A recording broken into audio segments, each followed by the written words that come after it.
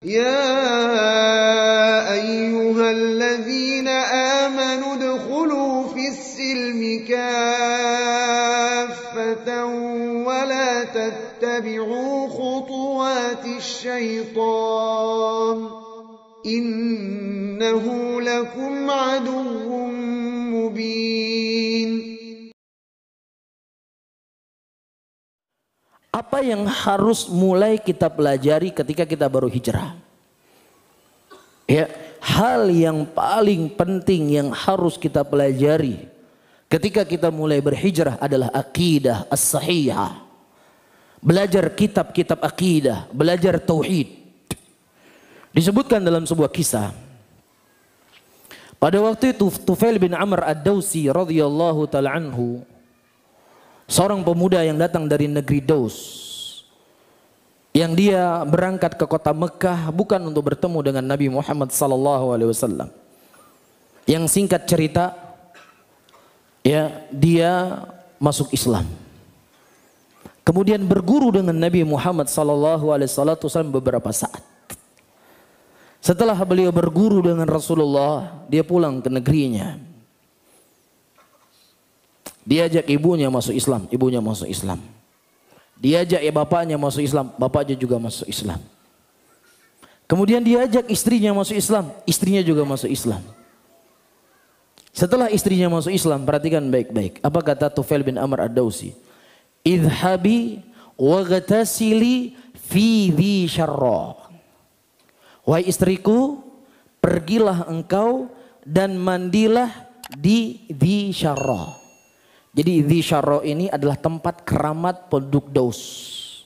Di situ ada batu, ada air yang mengalir dan sudah menjadi keyakinan mereka turun-temurun. Nenek moyang mereka, kearifan lokal yang ada di negeri mereka, tidak boleh mandi di air tersebut, bisa kualat. Itu keyakinan mereka. Tetapi justru ketika Tufail bin Amr berguru dengan Nabi SAW beberapa saat, dia memerintahkan istrinya untuk mandi di situ. Apa pelajaran yang bisa kita antum petik? Pelajaran yang bisa antum petik yang pertama kali dipelajari oleh Tufail bin Amr dengan Rasulullah SAW adalah akidah yang sahihah. Yang beliau pelajari dari Rasulullah tauhid yang benar. Kalau seandainya Tufail bin Amr berguru pada waktu itu seperti orang-orang hari ini, apakah namanya Islam Nusantara? Mungkin nggak Tufail bin Amr memerintahkan istrinya mandi di Dhi Syarra? Nggak mungkin. Ini kearifan lokal yang harus kita lestarikan. Ini merupakan budaya dari nenek moyang kita yang harus kita jaga. Ya, tapi walhamdulillah bukan begitu Nabi kita agamanya. Yang diajarkan adalah akidah. Ya, atau kalau seandainya Nabi kita model agamanya seperti orang-orang yang sok bijak hari ini. Ya, nenek moyang kita dulu kan punya dalil juga. Masa kita saja yang punya dalil? Mereka juga punya dalil. Nggak mungkin lah orang-orang yang luar biasa, ya, yang mereka lebih dahulu hidup, pasti mereka punya dalil. Kalau demikian agamanya Rasul, maka tentunya Tufail bin Amr ad-Dawsi nggak mungkin dia memerintahkan istrinya untuk mandi di situ.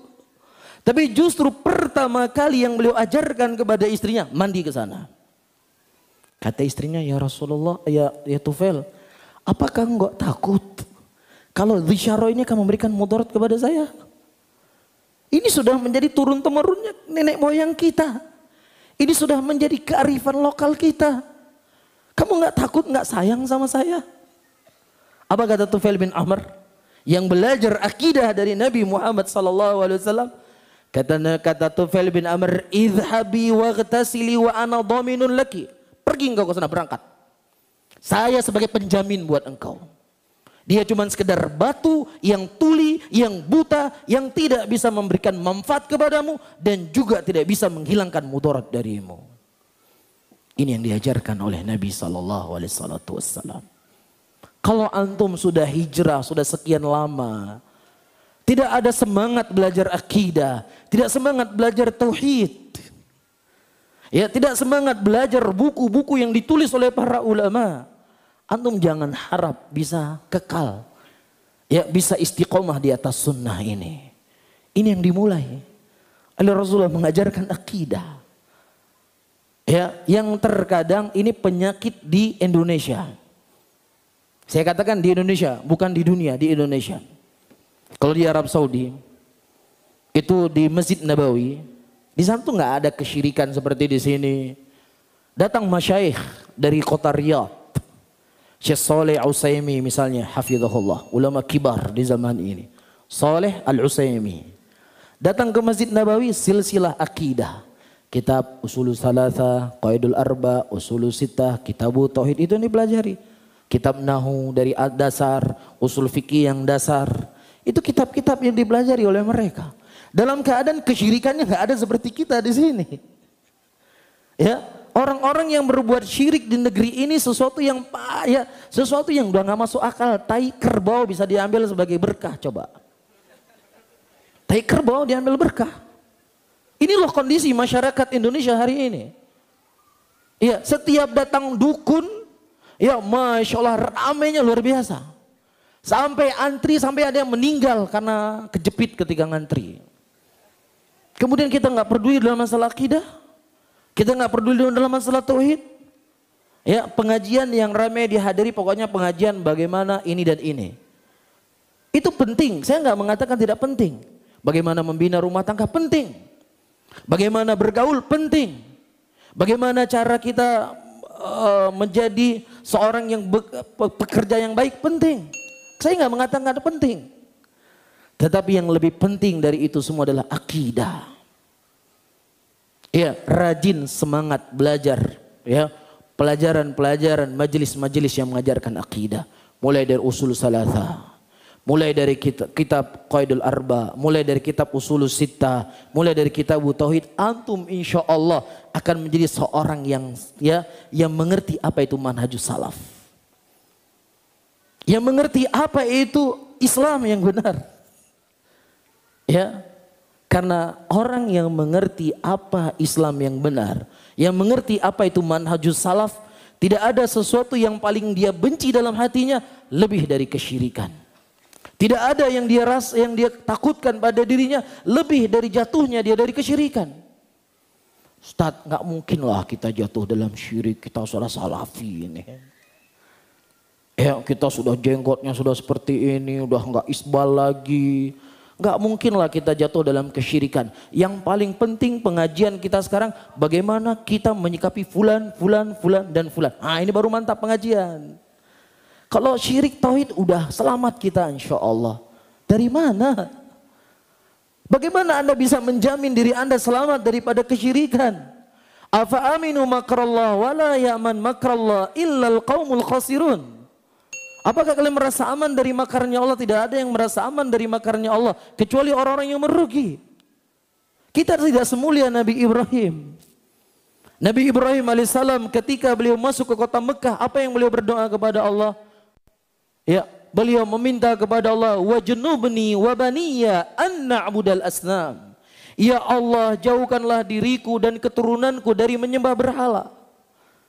Kalau seandainya Nabi Ibrahim tidak merasa aman dirinya dan keluarganya dari kesyirikan, maka siapa lagi selain dari Ibrahim alaihissalam?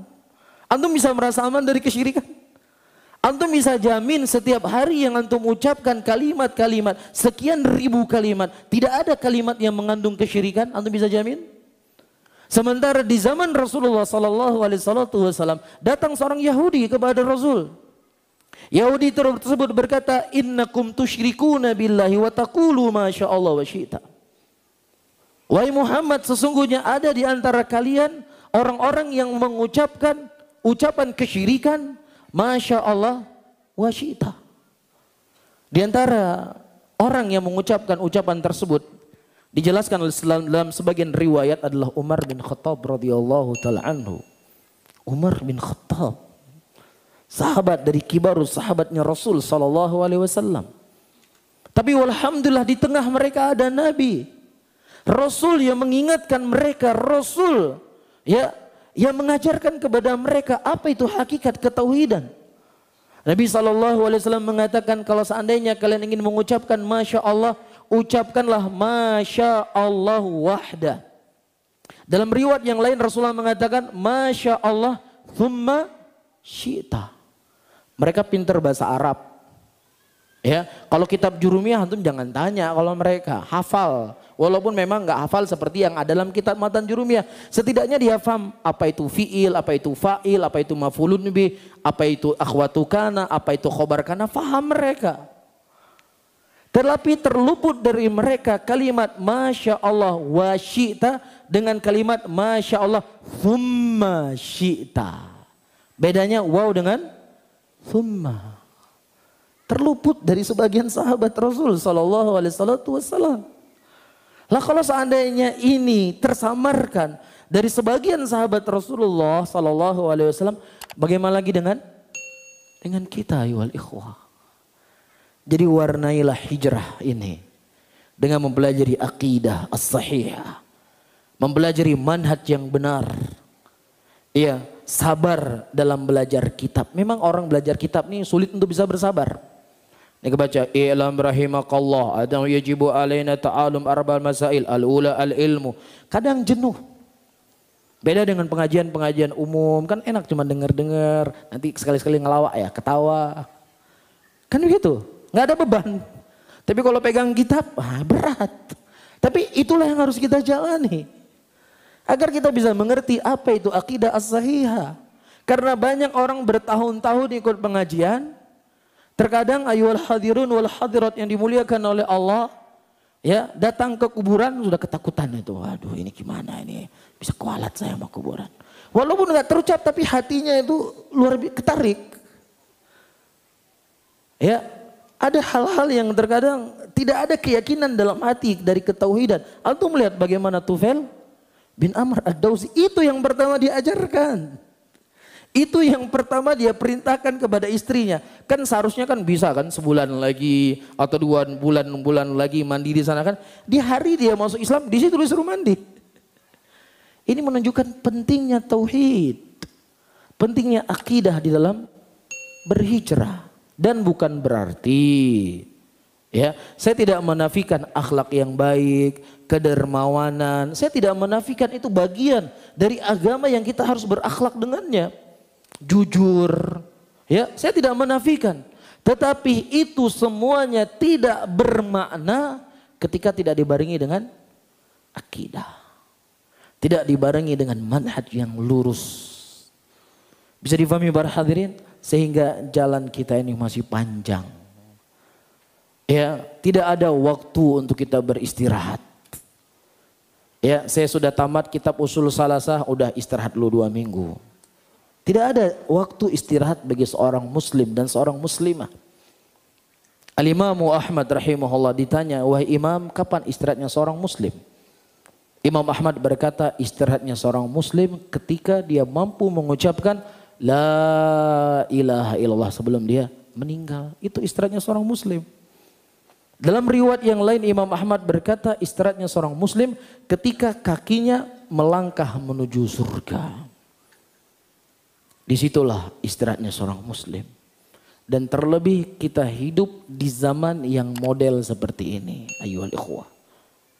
Ya, setiap saat kita akan lewat ceramah-ceramah yang terkadang nggak ada niat awalnya untuk mendengar.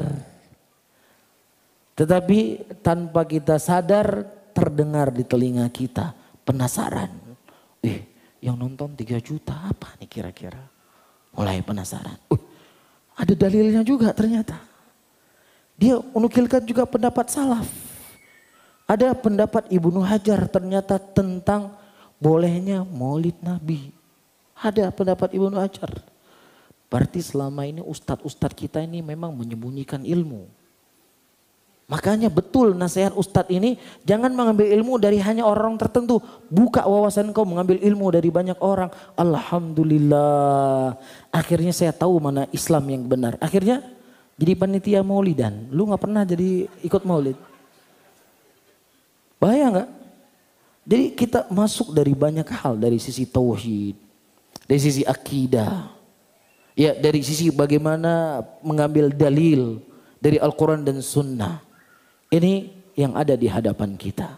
Oleh karena itu sebelum kita mampu mengucapkan la ilaha illallah, peperangan di antara ahlul haq dengan ahlul batil, apakah dari kalangan musyrikin, apakah dari kalangan orang-orang kafir, ataukah dari orang-orang yang menyimpang dari agama ini, ayyuhal ikhwah rahimani wa rahimakumullah, terus bergulir sampai kita bisa mengucapkan la ilaha illallah. Bisa difahami ya? Mudah-mudahan Allah Subhanahu wa taala menyelamatkan kita dari segala bentuk kesesatan dan penyimpangan, dan kita memohon kepadanya agar Allah Subhanahu wa taala selalu memberikan taufik dan hidayahnya kepada kita. Amin ya rabbal alamin.